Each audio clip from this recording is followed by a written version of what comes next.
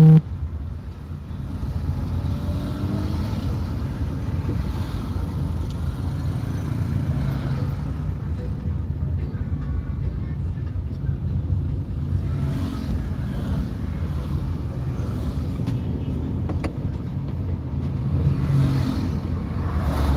Martha.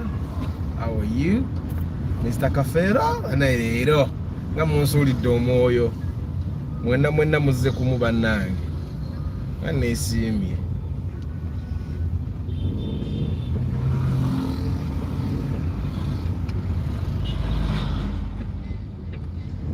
Nga neesiimye bantu bange. How are you?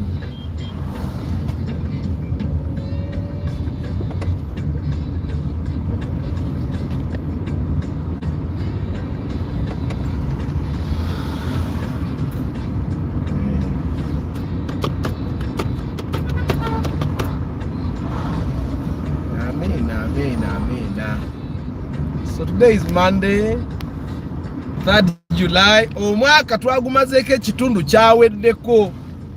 Kakati we have to think.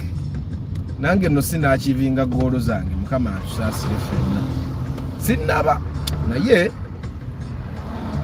Access News, good morning. Hey Vincent, how are you today? Anaelabo eri mu mpewo ku makya kuno. Aban, here, comb your hair.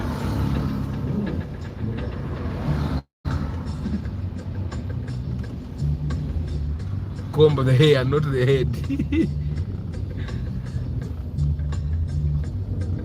It doesn't hurt. No, it doesn't. Good morning, good morning, good morning. You guys, I sing the saga with the DNA and all. Men are suffering out there. Hey. Jeremy, good morning. Ebyokunywa ani abinywa? Ani yali abinywedeko ebyo ebyokunywa?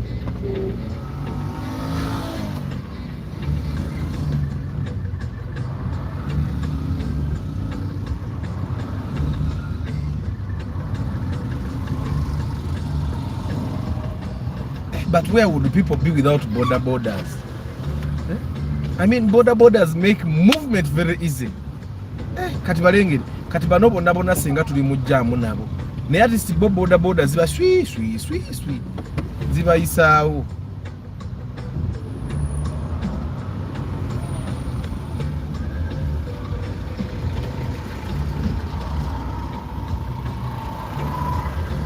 You guys, what do you think about the DNA thing?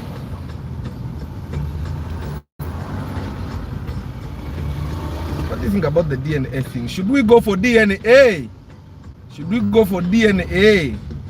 You guys have seen the story of this dude, the one that was big, and then when they took the child away, he lost all the weight. The guy is called Musisi, I think. I saw the story on Agatari Kung Fu a few years ago. And then he was looking after this girl as a single father. But then all of a sudden, good morning, Abby. All of a sudden, the mother of the daughter of the child came and said, my daughter is not your daughter. And she even brought a man who was claimed to be the father. So, and they went on to go for DNA, and apparently in the DNA it was found out that this guy Musisi wasn't the father. Yeah, and yeah, the girl was taken away, very emotional, and yeah, the guy lost all the weight. The guy was fat. Although the debate also has been, was losing the weight a bad thing or a good thing? I personally find that the guy was obese before, but I also find that the way he lost weight was not the healthy way of losing weight. You can't lose over 150 kgs and think that's healthy. But anyway, he lost all the weight, and he says he has been in depression from the time the daughter was taken away from him. And he says he even changed religion, went to another religion, claiming that in that new religion he would go and sing and he would temporarily forget about his problems. Church was his way of feeling better about himself. And he also believes that the DNA was faked, that he's the father of that daughter, that child. He says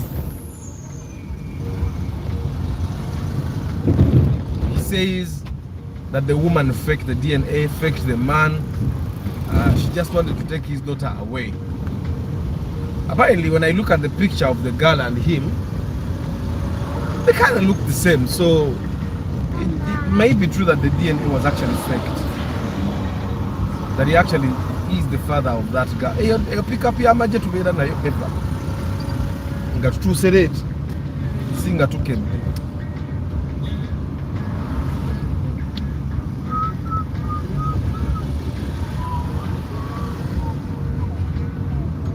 Yagenda mukajja mwako kamanyi okunyiiza ate kanyiiza bunyi alina kolola nga moroka emu emirembe nga kolola yange bannange. Ofcourse emmotoka zino zimanyi otukolako emikolo ina nayo lwenkolako emikolo nempulira nga ontami naye ate bwemala nentuusa bulungi ewange. Good morning Richard. Good morning Maximian. Mwebagayi. You guys have been seeing the DNA stories. Sichecho. Italanga gisawa cha. Yeah, kakubo kano waka obanyi bwe bakole kubo ne balita makinga the value of the land in the area increases exponentially. Katwano plot 50 by 100 wenzo change eri ku million nga 7. Zinza nokuba zisukamu I'm underrating the land here. Because of this small tarmac here that was put. That is a bond. Akoka bond. Twajja kugula okemoroka naye tulemanga si nnungi. But it's a bond. Ndebe balina mu kumoroka ennungi. They have a Paso Sete. They have 2 Noahs. There is a Caldina that has been there for the past like 4 months. They have some cars. That's a bond. Belongs to someone that has a bond in Bakuli as well. Remember you guys, there is a way the Harrier looks nice, eh? Even the old model. Abby, you saw the Mark II Grand. At a Mark II Grand CGW, I think I just did not look at it. Good morning, Antonio. What do you guys think about the DNA thing? Should men go for DNA? Seriously, me have been discussing it with my wife here, Mama Bunny. And we had a maid that used to call her Mama Bunny. Mama Bunny! And she has told me to go for DNA. But since she's so willing to allow me go for DNA, she's not ready. She has to contribute half for every child.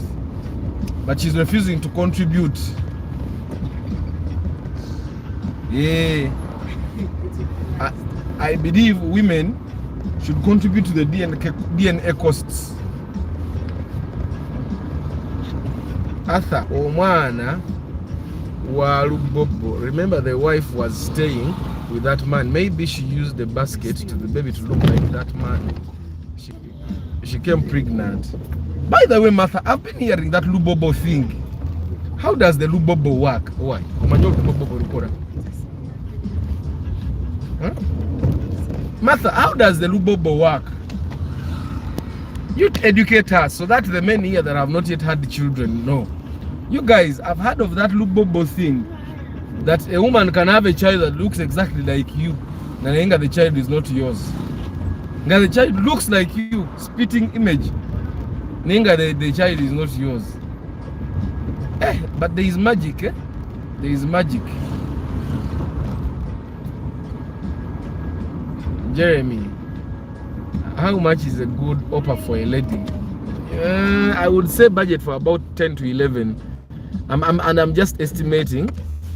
You should budget for about 10 to 11 million for an offer. A better engine, a primo new model.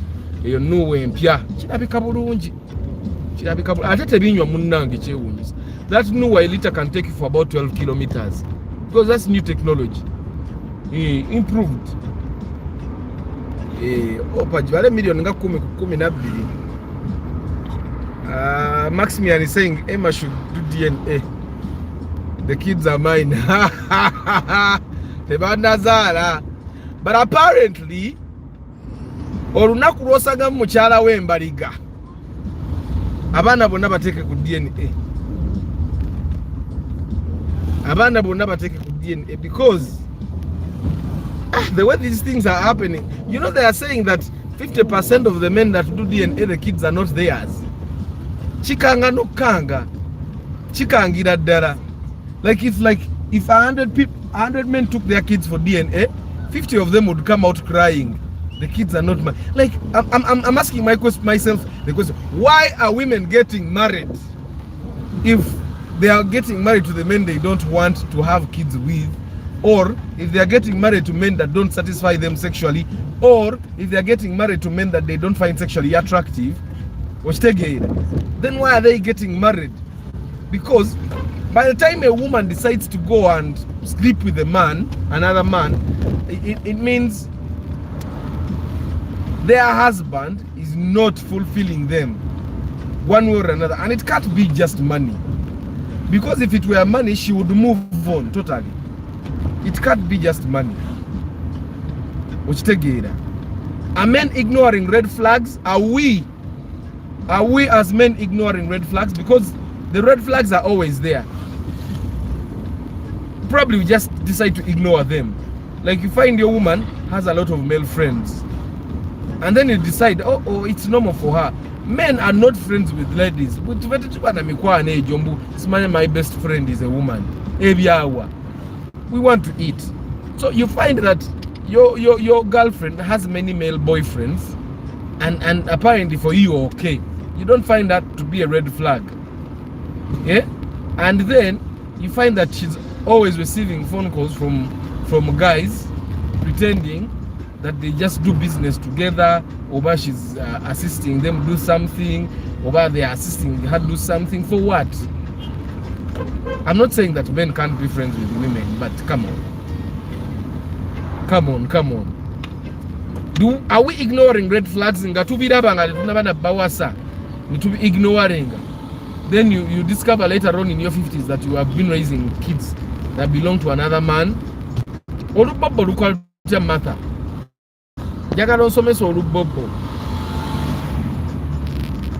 morning, Patrick Asiku.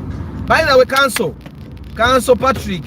In case I go for DNA and the kids are not mine, how can I proceed legally to be compensated? Because when a woman tells you the kids are yours, you invest emotionally, you invest physically, you invest financially. So cancel. How can someone proceed after finding out the kids are not theirs in DNA? Because forget about these weak men that just whine and cry. Nzenga Arthur, if I went for DNA and the kids are not mine, I would want compensation. That's one thing I would take to court. Banpe, bansasure. That's thing in English crown in nevuge. Yeah, Arthur, I have seen your kids resembling you, so no need for DNA. Yeah, and then namara da okora DNA na maso gange. Andi mata guy wali olubobo. Omukazi akola olubobo abana nibakufana nibakumara nenga sibabo. Good morning, King Daniels. Maximian ojja kuno na relationship y'abanno. Mamujja kwesobola. DNA should be done at the time of birth in the hospital before the man is injecting a lot of money in child that is not his. But still, our singers and grandmothers could tell us, and these days even the singers don't even know us. Like me, my singers, they just hear about me. They have seen me, but now if they could pass me, tell me about Maktu Musota. Maktu Musota is a good car. You just buy. You buy the one that has Beams 2000 engine. It's a good car. You'll enjoy it. It's rear wheel drive though. So if you live in slippery areas, go beda muchisenyi, togura Maktu Grand, over Maktu Musota. Good morning, Jerome. DNA is, I've heard that it's around 280 to 350 to 400. up to 500 depending on where. So for me, if I'm to do DNA, my wife has to contribute 50%. Sigenda genda kuinkaringa kosi ya DNA. Just know DNA is cheaper than school fees.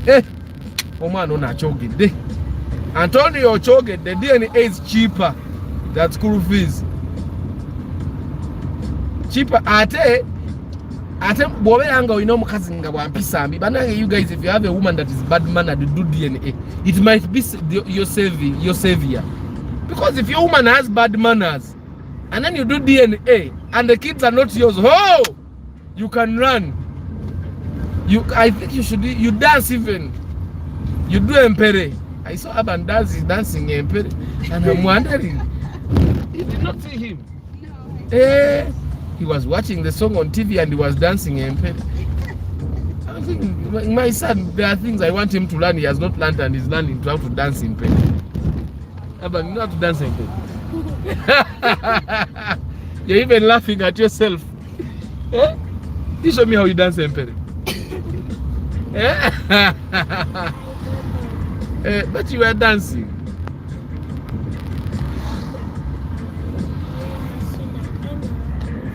DNA is quite breathtaking, but it's needed.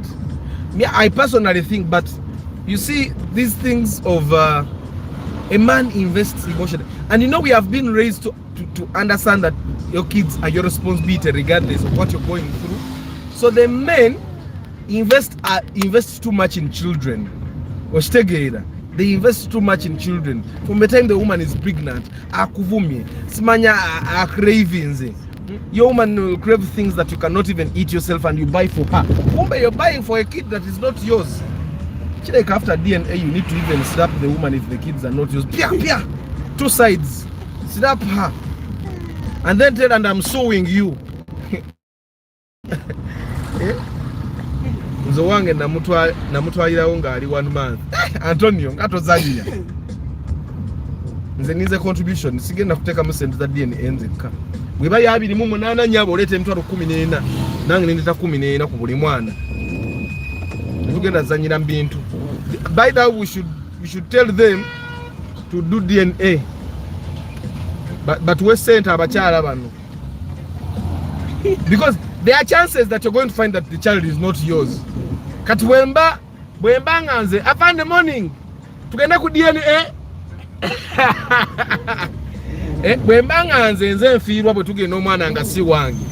Kitegeeza contribution I know kuleta yo kasente. By the way, if you tell your woman you want to go for DNA and she's angry, go for DNA.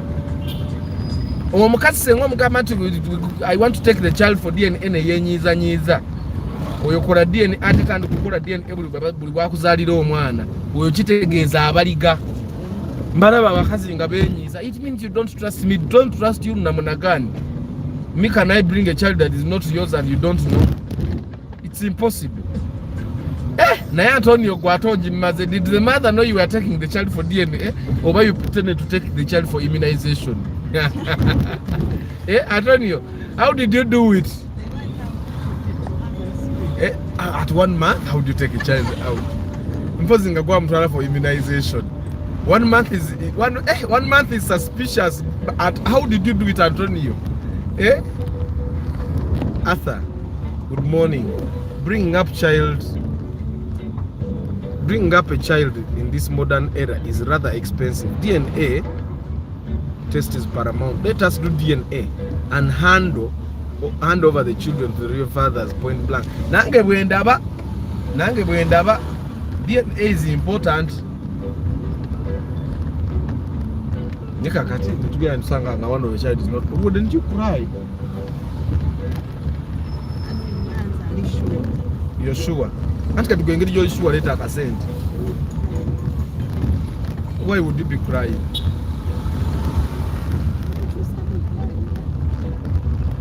Ngamba abana wabala banganga tebalinawe kupachusa. Sicho? Anti wangamba walabanga birthmarks. Sicho? Kati no leta akasente ngende ku DNA. Kanategwe kati gwe sekweka.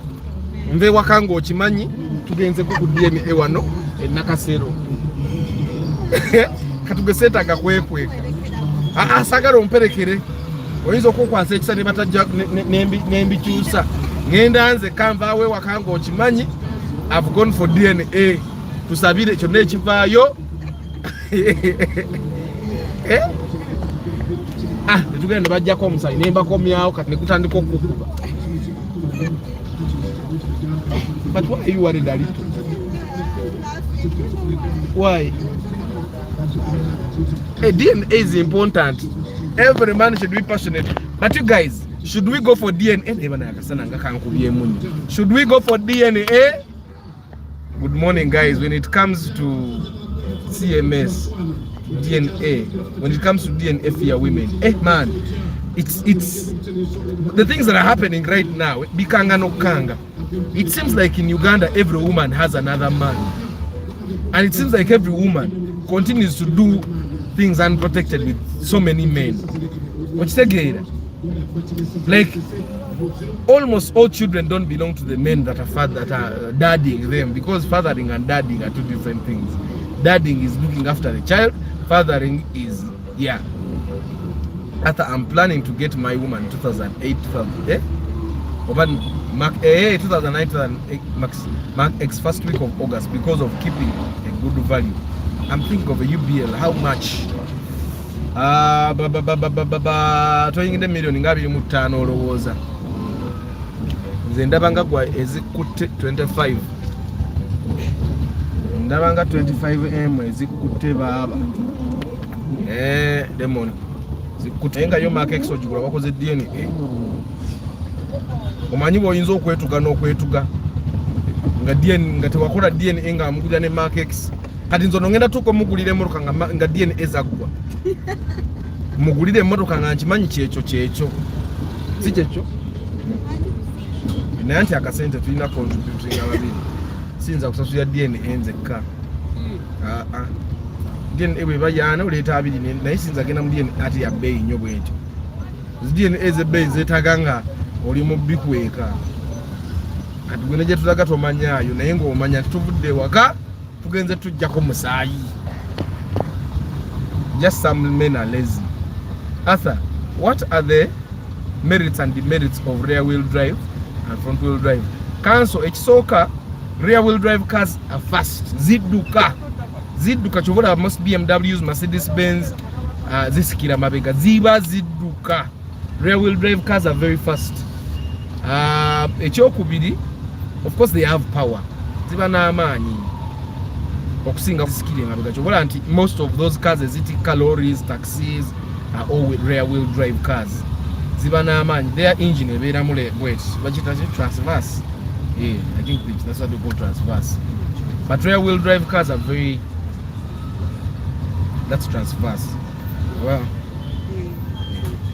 so rear wheel drive cars ziba zitika, ziba ntisi ukitegeera ziba very fast.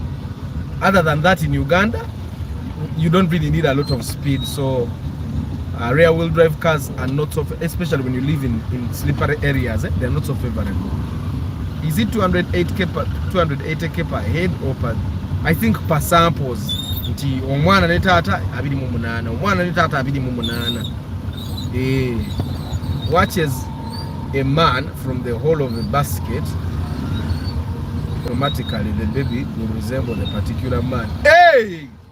Gwe olubbo nga lwangu okupama akatuli mu kibbo, and then you look at the man like this. But that's not witchcraft, that is science. Africans are geniuses. No, you look at the man in the whole of a basket like this. The child will look like the man. Banabana wakola lubobu. Anti ogoma webas. Ogera guy yebas shira ko mwone piriton ne yebaka. No mulaba mu kibbo go. Good morning Alan. Good morning Chobe. Just namuteka mu motoka and she thought twevuga munga buli Jokoza used to drive her around every morning after work, every evening after work. Kumbe tugenda kutieni.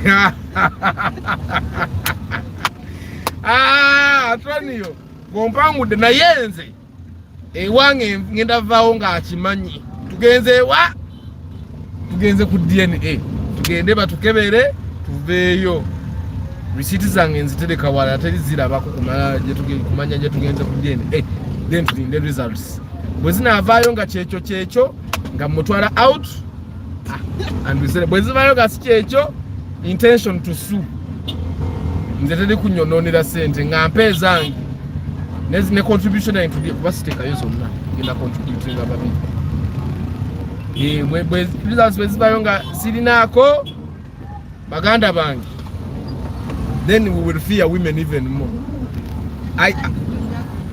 Kulaivu nja kudda kati awo kulaivu nkomawo kunona mukazi mwesigwa bwe nsanga abaana nga si bange. But anyway, there is a I saw a certain media person saying ebintu bya DNA they are meant to break up homes nga ate nga kyakozesa okujustifying the us not going for DNA is infidelity of men. Nchedda omusajja yazaalanga omwana n'amuteresa mukwano gwe okitegeera kati bw'oba omuteresa mukwano gwo agambe mukazi we nti owaaye ndese kati mbwe omusajja yakuzanga abaana ng'akimanyi si babe ng'akimanyi. I think people just try to find relevance. Bwe bakutta naawe okanula maaso mutula ku booda omusajja akuvuga ebyekisiru osirise niba nanga abantu abatula ku booda oyo omusajja gumulaba wa black booda ebadde etomedde taxi bwe pu ng'omusajja asirise.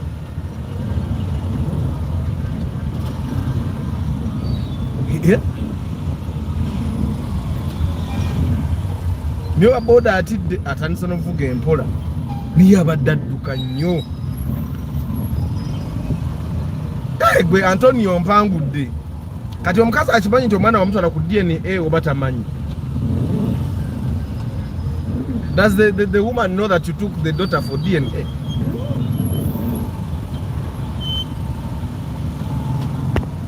This topic today is wow, because me personally, I'll give the example to my ex because the kid resembles on me too much. I support DNA, the man don't. Are you sure? Wait. Your ex has a child that looks like you, but she's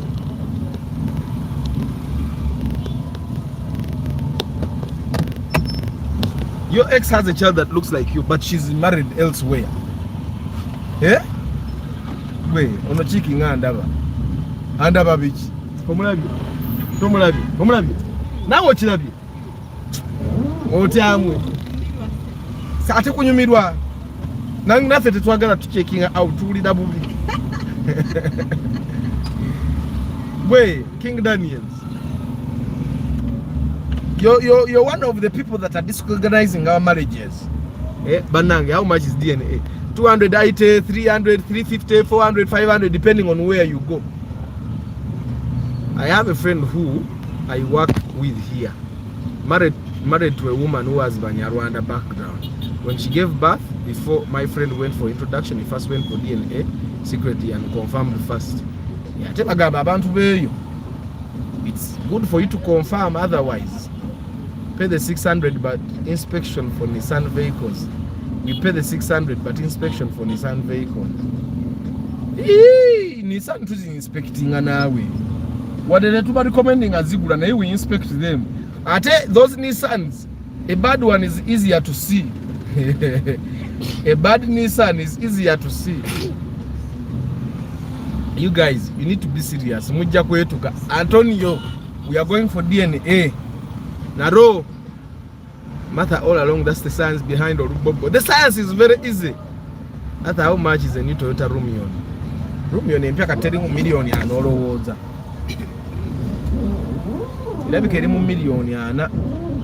I think 38, 40. Depending on money, those car importers also have classes. Some people import class 2. Class 2 is bad. It's bad news. Now class 2 are those cars that have been in accidents. Class 1 have been written off. Right? And then there are bonds that bring class 3.5 and above for right? You could day wakulu. kati ababaleta emmoroka eziri mu class ennungi bo baseeramuko okusinga abaleta emmoroka eziri mu class embi. So that's why I'm saying that sometimes togwe toweewaana nti nze naguze rayisi, oyinza okulowooza nti oguze rayisi naye ng'oguze emmoroka ya kigo okuva e Japan. Naye omanyi Abajapan emmoroka z'ekigo ate bo bazikola bulungi. They are very good at fixing. I have been telling you guys to fear women. Nga you think the mutitis. Man, generally women are the new Vikings. Balwane entalo. Yeah? I tell you guys, you remember when we were talking about body count? Yeah? And we were talking about how you should be careful with a woman that has a high body count. Because a woman that has a high body count has a lot to compare with. It doesn't matter how good a performer you are, she'll always not be okay. She'll always try to find someone that can perform better than you, even when that person doesn't really exist. But of course, even without a high body count, body count, a person that has been with too many people. Like the more people you have been with, banangira bamwemba z'obubi kano nkabaze bubi nnyo nnyo badde nyina viirako wano.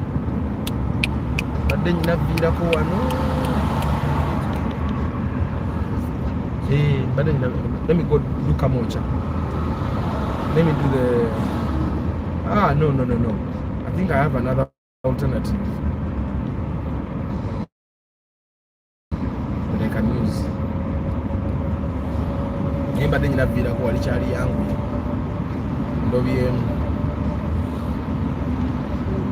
Names and locations of hospitals that do DNA.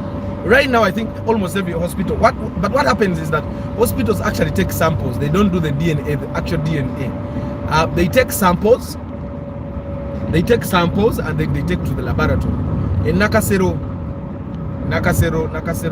laboratory, government laboratories do DNA. Even internal affairs, at the Ministry of Internal Affairs, they do DNA. You shared the results, eh? Now she's married to another. I think that's the reason she went away.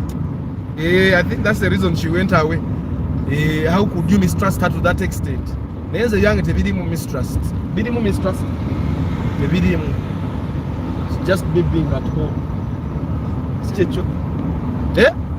I want to make sure that Siva could DNA no nova. Years of DNA no nova no gamba. Musajja gonjooze nnyo kangende otwala otya abaana bange ku DNA. Naye abakazi abeenyiza bwe batonga ng'ogenze ku DNA baba babaliga era ogenda ku DNA omutima guba gumukuba bu. I think DNA is needful before you spend too much school fees. Naye no mwandiba abatuufu. This is my other alternative. I have two alternatives here. Let me see which one will work better. Karawumu ako mukalaba. Keewale nnyo nga bw'osobola. Bw'otakeewala oyinza okukyawa ensi. Emisi bw'enzira wano bwenti mpite muli mukamwokya munda ne maama kajjamu ka wano nga kangi.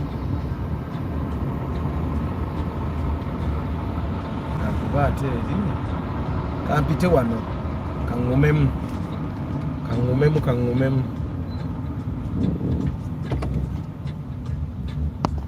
DNA is cheaper than school fees. The one to buy my car, bro, after I come back. Amina Pius, I'm here waiting for you. I'm not going anywhere. Then if you come in 2026, I will be here doing it. Of course, 2026 pre-purchase inspection will be very, very expensive, but here you'll be here. The Banyarwanda, you need to make DNA because they are very easy to eat and cheap. Baba Senza Ruti. That might be offensive, by the way. If it's true, but it doesn't matter whether it's true or not, it might be offensive. Like, how do you say something like that about someone's mother, someone's sister, someone's daughter, someone's wife? But I've heard it multiple times that Yeah, that one that you have said. Anthony agambye okitegeera abo ebashuwa. But why is it like that? Omwana akuwako in 3 days neweebuuza obusungu awo. But these days it's not about where they come from. These days women are just like that.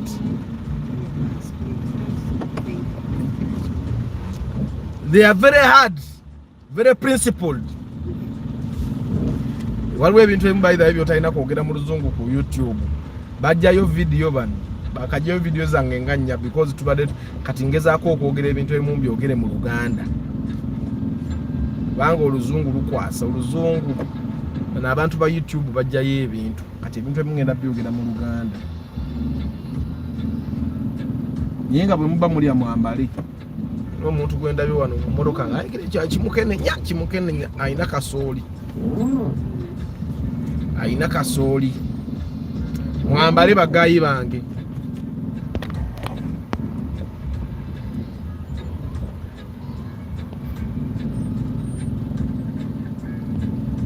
She gave you a reason to go for DNA. Ata Karom kaina buzibuchi. You mean Spatio is much better. The engine in the Raum is not very friendly.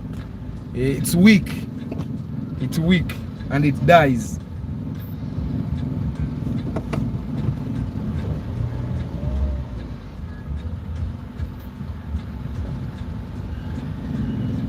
And when it starts dying, ojevuma.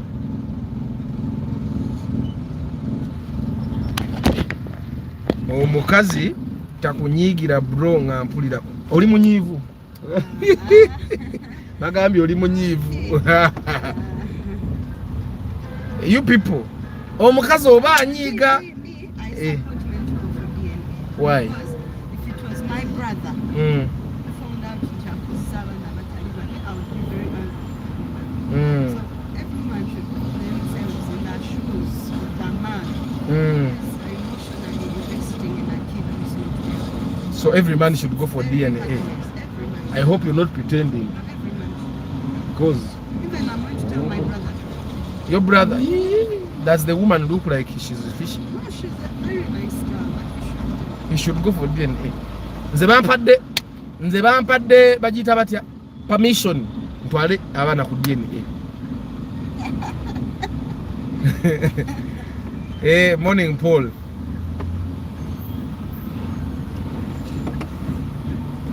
Access News. Mark X is eating. When you drive the Mark X, you will eat anything. I think get you think Mark X. What would move you? Banaenze mbakuja nze nyina mulamu wange yagamba Kawundo emwerabiza bbawe for like 30 minutes. Kawundo bw'atuula mu mutto wano gwa passenger yerabiramu ate bw'omuwavugemu ayinza n'omuvaako n'agamba oli agende. Oli yenna muti ali very point blank Kawundo kitegeeza bbawe bw'aba tasobola kugula Kawundo saawa yonna they eat. Oluzungu lujja kujjesa video yange. Bbawe bw'aba tasobola kugula Kawundo saawa yonna oliba mu mulyako.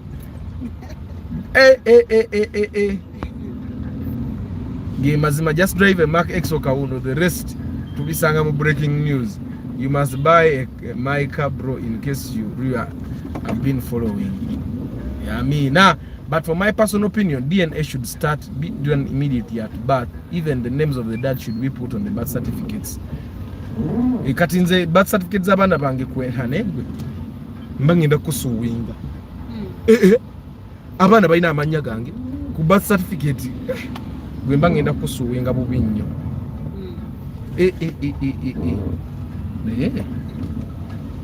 Kano kajjamu ke tulimoza abantu bakyagoberera ebitaala. For a second nange neerabidde. Kano kajjamu ke tulimu tekasinika manyi. Gogoberera ebitaala abo ne basigala nga bagenda. Ate waliwo abavuga ne wanu we wali. Waliwo abavuga ne wanu gwe olaga wa.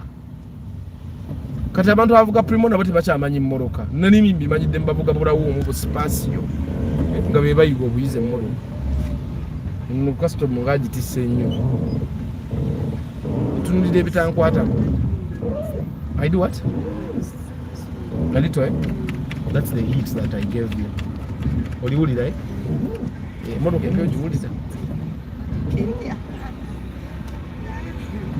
Yeah, the woman told me that when she came back to Uganda, she wants to do DNA brother. When you compare the boys through picture, bro. Kajamu komu kalava.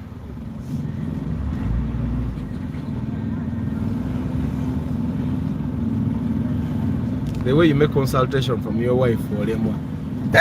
Nze ne mukyala wange tuli ba mukwano until the DNA proves otherwise. Kubanga DNA bwene eyinza okujjawo omukwano gwaffe gwe tulina ate bulungi nnyo. DNA sengene eraga ebirala. Friendship yaffe awo bwekoma mbasi kya muconsultinga ku kintu kyonna. Eringa. Ekibalo kyange nga kiringa ekyagala okuyingirwamu. Yes, I am. Naye sagala kwambuka paka eri ku gundi ku Kisu. Kati bonabona abadde bannemesa nsanze omusajja omutegevu guna ampadde mulayini. Omusajja akusanga ne mulayini eyo nakujjamu olwokubanga oli muntu wa mirembe kati nganze bwendi omuntu w'emirembe naye nze mbadde njala kudda nnowa. Naye oli alayika akubye wanu wende bamukwata. Kati ndayika ngenda kukuba kayutani wali. Kubanga eri wajjudde ejjaamu. Naye ate wano bwe mpita wano kijja kuntambulira bulungi. For DNA, I can't give my child to a poor man because it hurts to see my boy suffering. Naye omwana wabasa kati kankuye Edwin gokyabyogerera wano. If you went for DNA and you found that the child is not yours, atandika n'okulabika obubi. Muzanyisa DNA. Obukyayi obukuba ku mutima essaawa eyo. Ng'omwana si wuwo. Ng'obadde oyinvestinze emotionally. Otalogoloza ki abasajja batugaba abakazi. Osanga omwana nga si wuwo abadde akufaanana atandika obutakufaanana n'olaba nga alina neighbor gwafaanana. DNA is dangerous. But every man should go for DNA. Especially if you marry the woman. Especially if you marry the woman. Because she takes mukazi yazaala ki? Nerinako. Kifo kyokudde yokangene enkyukire wano. Kukyuka kwa wali kujja kumpa obuzima bwo kwa wano. Kujja kuntambulira mulaala. Bakoye. But we take this trip every day when they are going to school. Waking up what? They've been sleeping, The past few days. Kati kano kalagayi ke kayutani k'okuba n'obeera safe. Ne batakusumbuwa. Lindako naye wansi wali ekkubo. Bye mbadde simanyi. Lyandibanga gye liri nga sirimanyi. Gayi akubidde wano naddira wano. Kati ndabye ekibalo kye naye era kiri slower than what I've done. Kati abatamanyi wano wendi nyingira oluka mucha. Avuze one way anegotiating atagala gabanguzi. Naye bw'ovuga one way enguzi shwadiro oba ino jiga abo babakuba ekipapula kya reckless driving.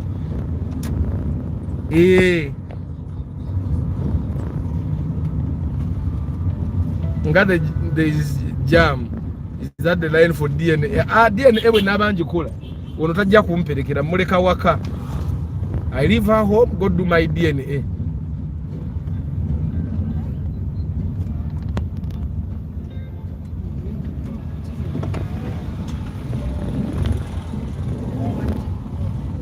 Ene kamwocha atamanyi ekitegeeza kibuga tonna kitambula. Ekibuga oba tonna kitambula.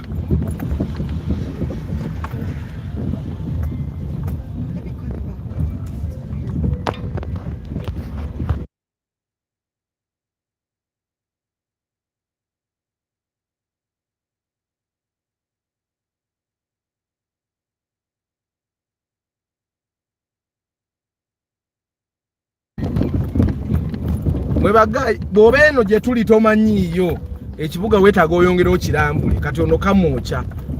This is the road that is adjacent to the northern bypass. Eno bw'oba tomanyiiyo kitegeeza tonnasala kujjaamu bulungi. Naye bannange enjiri n'ensi.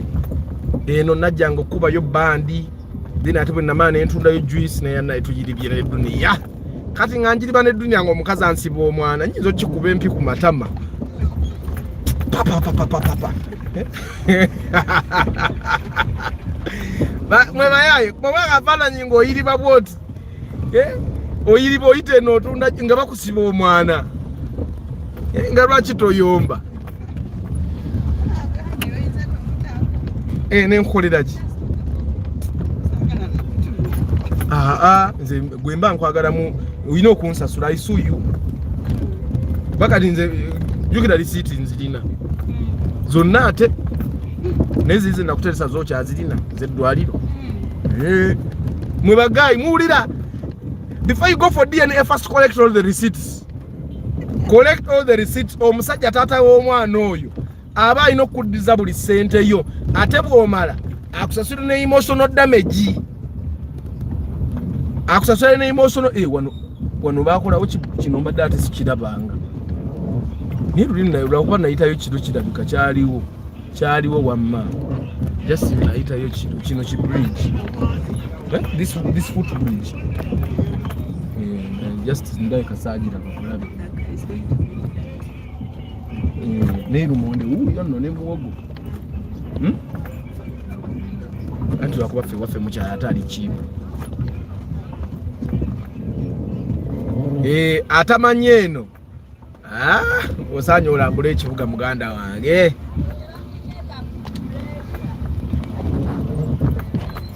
Nzungira nnyo mu territory za Antonio. Naye kakati wano kajambo kaba kakutte nnyo. You can drive this way. Osalasalako ku jam.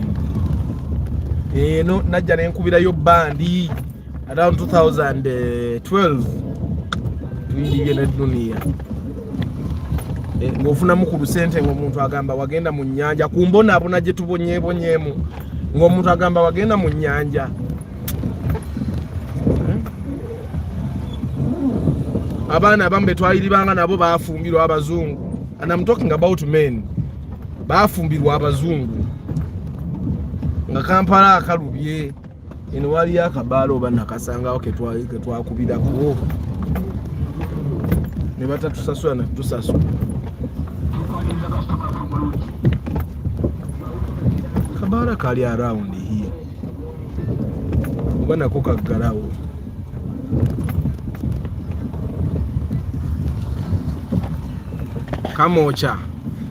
Kamocha is your village oba you were born here? Arthur eno live wagikoledde mukazi baba omufumise emisumali. Owange simufumita misumali. Omukazi kati goba ofumita emisumali essaawa eno ye mukazi nga mbutuufu abadde abaliga. Nga naawe okimanyi nga naye akimanyi nti okimanyi. Tegiyinza butaba misumali ku oyo. Naye wange atoba ne bekuba kubaliga aisuha. Nentegera butegeezi bwenti. Ampaamu sente. It better be worth the money. Ne council tewanzizeemu. If I go for DNA and the children are not mine, can I sue? Council Patrick, why don't you answer my question, please? If I go and I find that the kids are not mine, can I sue? Simanyi lwaki ate eno tebatuusayo chorus. Why didn't they tarmac this place?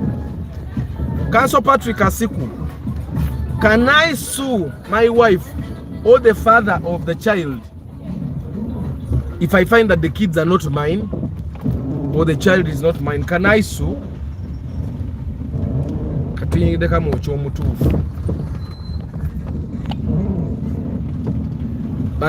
But guys, stop bringing work issues at home. Like at night, you are busy handling emails. Then the results will be DNA gives those ladies extra time. Edwin, there are guys that can perform. There are guys that don't do anything.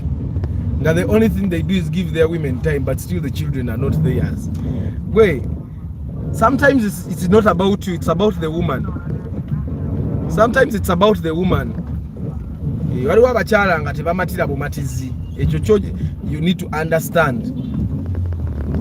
Like waliwo oli nga tajja kumatira ne bw'olikola ki. Mulabyeko abakazi abafumbirwa abasajja abagagga. Nino omusanga nga atagenzi bw'omusajja omwavu. Naye nga n'omusajja omugagga naye alina abamukaaba nti oyo gayi gwakukwatako bukwasi. Kakitegeeza gayi aba performinga bulungi naye nga mukyala ndooza yatamatira. So sometimes it's not really about you, and I think abasajja ngaffe lwaki ebintu bino mbyogera mu Luganda because bwe mbyogera mu Luzungu YouTube ejja bijjayo. Kireka YouTube yaba feminist. Mwe abasajja batukuza ngaffe we like to take the blame for even the things that are not that we are not responsible for. So I think that fenga abasajja right now we need to learn to understand that not everything that goes wrong in our relationships is our fault. Nti omukazi bw'ayenda gw'atamalako, omukazi bw'ayenda gw'atamuwa ssente. Ebiseera ebimu omukazi ayenda because mwenzi. Nga naffe abasajja bwe batugamba nti omusajja bw'ayenda tekitegeeza nti omukazi tamuwa ky'ayagala. Omusajja ye mwenzi n'abakazi nabo balina element eyo nga yeye mutambuze. Nga tolina buzibu ng'omusajja mu butuufu nga weefubako oli omulondo n'olya katunkuma n'olya obusigo bw'ensujju n'olya watermeloni n'olya ebikaawa byonna byonna osobola okukola performance. Naye nga y'omukazi tanoonya performance, just ayagala kutambula butambuzi. Naye ate n'ekirala omukazi bw'omukwata igoba.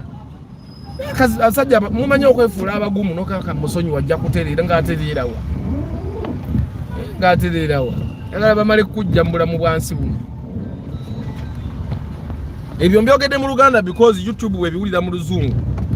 Eringa gye batrigalinga nti Arthur bw'ayogera ku kino iyo video mugijjeyo. Naye bamwe bavaana video yaffe tugikoledde saawa namba nga YouTube ejjako abantu.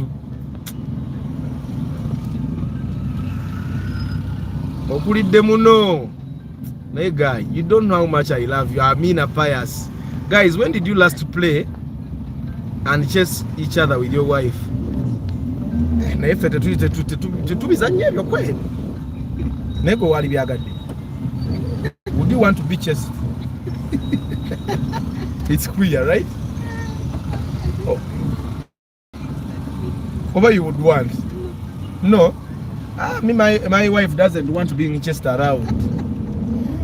I think it's a subjective thing. So some women want it, some other women don't.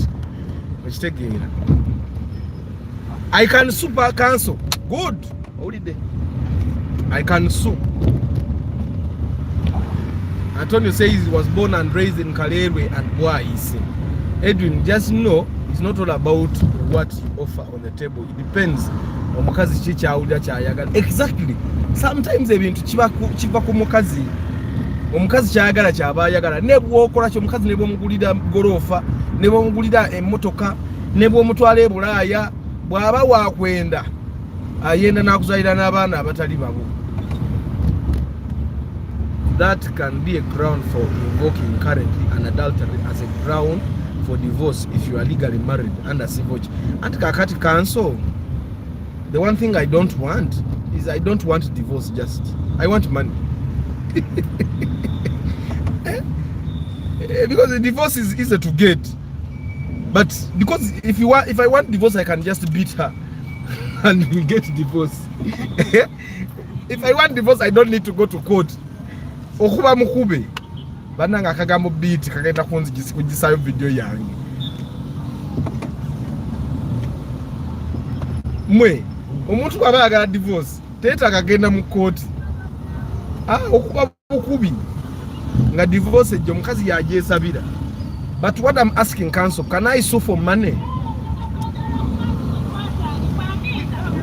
Senga ngenda ku DNA nenkizuula nga boys bange mbadde nze kyensinga okwagala. Kyensinga okwagala nsuwinge bampeyo obukadde nga bisatu byokka byeyagala. Sagala sente nyingi. Okay, you guys go. I'm going to find you.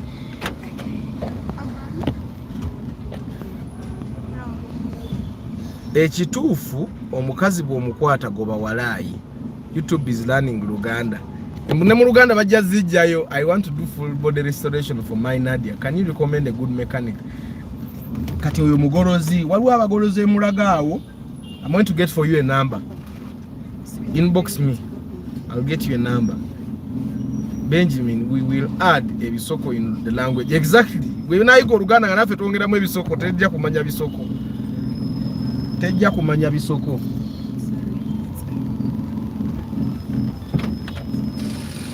Kale mupe dakika nga 10. Give me my comb, Aban. Aban. Thank you. Mwebagai, I'm concluding. Tulina dakika 4. I'm trying to be a timekeeper so that I do live broadcasts for 1 hour strictly in the morning. Nsobora okwasaganyako ne kubirala. So, should we go for DNA? Should we go for DNA? Should men go for DNA? Comment here, Mr. Charles. For njirabi ngena mfunire number. You will have to, I know, kumpa inbox. Because abantu bonna baba agamba recommending for business. They definitely then have to pay money for adverts. Sisobola kumalaga recommending amuntu mulujjudde bwatyo. Kati ngoyo akola omusizi wa langi abalina okumpa yakasente oba seekyo even ne bwatampa sente akwate muruka yange agitwala agifuuwe. Akwate muruka yange agitwale agikole body restoration yonna, then I recommend. Oyo nja mu recommending nyonyo because atoka to omuntu achikoze. DNA is a must. DNA is a banana guy. But you men, let's go for DNA for one reason. Men die early. Do you know why men die early? Men die early because we work hard. We risk everything. But we risk everything for our families. Emoroka ngenda no gikola bumper zombi. Mukama antede mu obwa ngenda gikola bumper zombi enyirire. Kati wabaro anakola, if you're a restorer, you do body painting, body spraying, you give me an offer kola bumper zange zombi, nze nkulange nense kwa tabari. Nga sikwa de 10. Simwa de 10. Sijja kugula bumper mpya kuba kuona una sente. Nja kukola bumper, nja kukola nkole. Olabe tambulanga bwiri abasirikale tebankwata ku bwe banyimiza, can I see a permit bwenjiba? Okay, you go. Currently in law includes anything that causes mental cause due to results of DNA results. Ekitegeeza I can sue nebansa suda for the mental anguish. But I'm sure there are young men that would celebrate if they found that the kid is not theirs. Ngamutupo mwana abadde amustress naho atagula bumper sijja Antoni yo kabagikole abana bakola bumper wano e Kampala ejja kuba testimony. Kati ne moroke nkadde ogiteekeko bumper empya wa boda demwaji sijja kugula bumper, ndeka bumper ya mitwalo 35 ku mitwalo 15 nko bumper zombi. Numbers add up ku mitwalo 15 okola bumper 2 ne bazifuwa bulungi ne ziddawo ku mitwalo 35 ogula bumper mwate nayo ino gifuwa kankole bumper. Mathematics empya ya 35 15 nkola bumper 2 ne bazifuwa kyokane gyogula 35 ino gifuwa. Kawakole bumper kabagikole ate bumper yange eyo yali nkole nga bagikola bulungi paka wa Benz bwe yagitomera. Wa Benz yantomera ku Christmas kwenyini kwe kulaba nti bumper yange efaanana bubi. Kabagikole ku mitwalo ya 35 sente nyingi, mitwalo 35 for that's a lot of money. Kale Dr. Jonathan, I'm going to get the number for you guys. you inbox me and I give you the number. Walo guy mulago bananga akola afuwe motoka. Ajifuwa notamanya na kumanyala kuba aseeramu. How much is the front bumper for Pro Box? You'll find it at around 300 400. There tezisuka wabwe zisinga. Okujako the new cars if those new cars like the new model, you'll find bumpers going up to 1 million shillings. Yeah. Guys, allow me say bye-bye to you. Kansi Kampiteko Manya.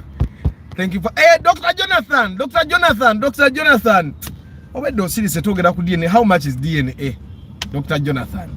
So could we DNA and maker the prices and if you know the places obagwe uwo jogirango so tukolera DNA kanateka tugoboso wan tukolera mu nkukutufa abamu kati of course mchara wanga akimanyi DNA tugenda gikola yakirizadda but she's confident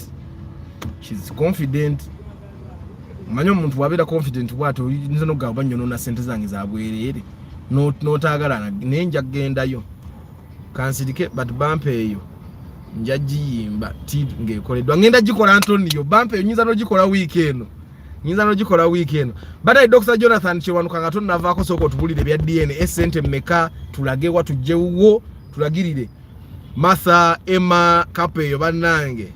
That is the power couple from For the Love of Cars. Vincent, Access News, Jeremy, Abby, Maximian, Richard, Lemon Solomon, Jeremy, Maximian, Council Patrick Asiku. Bananga abantu abali in the eastern part of Uganda. Tujina yoroya wafe Council Patrick Asiku. Emisango tejikutawanya ngate oinaroya in the backyard.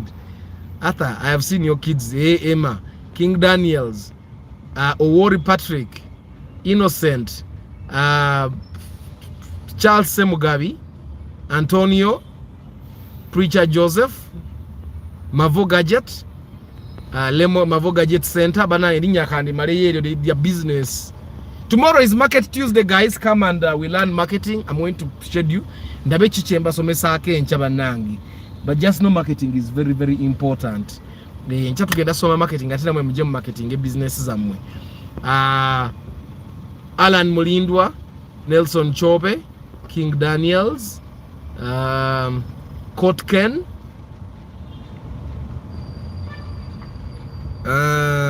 Pius,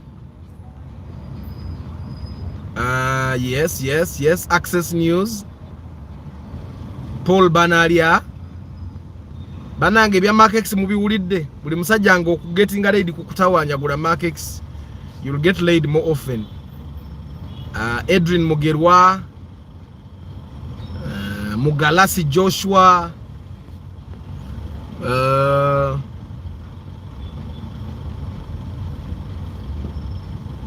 Dr. Jonathan Chiwanuka, Live Life UG. According to how your kids resemble you, don't even complain. But like, umatho already atukami wali olubobo mukaza akutunulira mu kibbo bwati omwana nakufaanana. DNA is a must these days. I've seen drama these past months. Men really go through a lot. MBN is a good place. Prices vary from place to place between even 150. My guys, let's do in DNA. DNA is 150. Dr. Jonathan, so many men find the kids not being theirs. Ate no chewonyi so yinzo kubanga omukazi ada kubonya ne waka. Nenga abana sibabo. Nenga omukazi akubonya abojeza kulumiza omuntu akuvumya yomba ali expensive nenga n'abana sibabo. Dr. Jonathan, why is there an influx in DNAs though? Why are people rushing to get DNAs? Maybe you guys have done in the medical field, have done an analysis and know why. Apart from the craze that everyone is talking about the DNA and then you would want to go do DNA. Why are people rushing to go get DNAs? Why are people rushing to get DNAs? What do you think might be the reason? Because kati mwenga abakola zi DNAs omuteko okuba ensonga kati mutandise okuzigattagatta. Why are people rushing to do DNAs?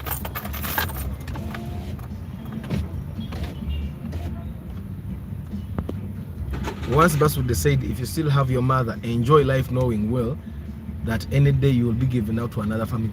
Ochiraba kati abantu bedda. I saw this media person saying DNA, they're evil.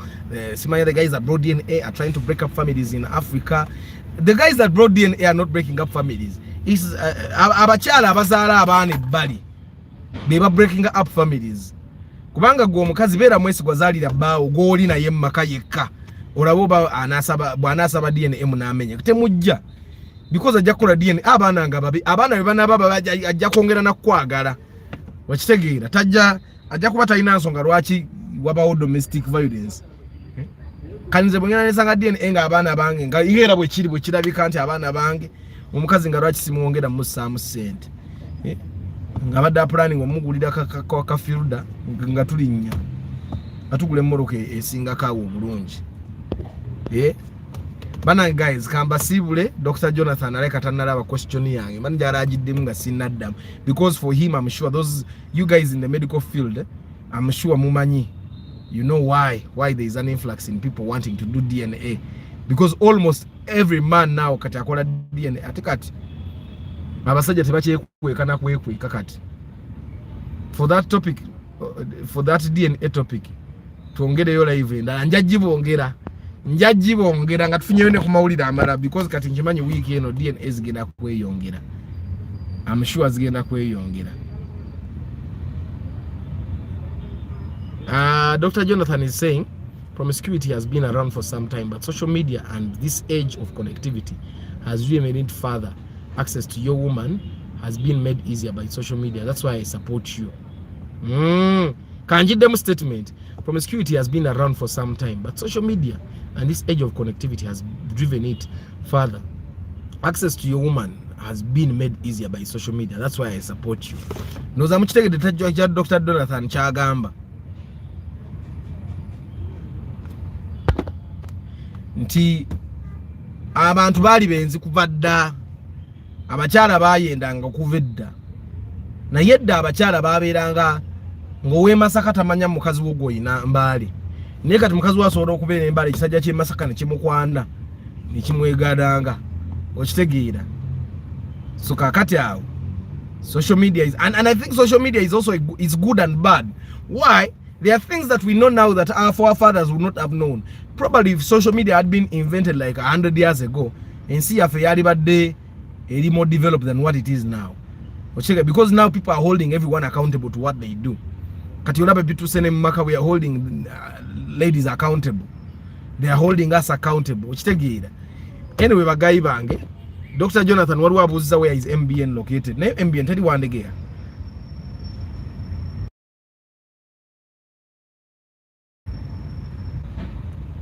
Good morning bro. October 8 tests is important. Do it if you can afford. This generation is bad man. Ate kitetimba kumkuchenyi nti waye lero negadanze ne gundi tekijja mu byenyi kati kitegeeza toyina ngeri yonna yonna gy'ogenda kumanya paka ngogenze mu DNA. MBN is in Wandegeya kati agwetuuke Wandegeya obuze MBN era bw'obuuza bw'otuuke Wandegeya n'obuuza MBN buli muntu ajja kumanya nti oyagala kukola DNA kati tekikyekweka.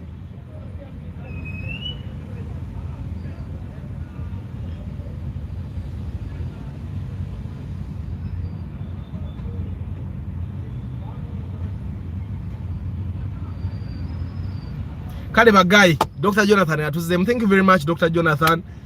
Dr. Jonathan around 15th ntandika podcast.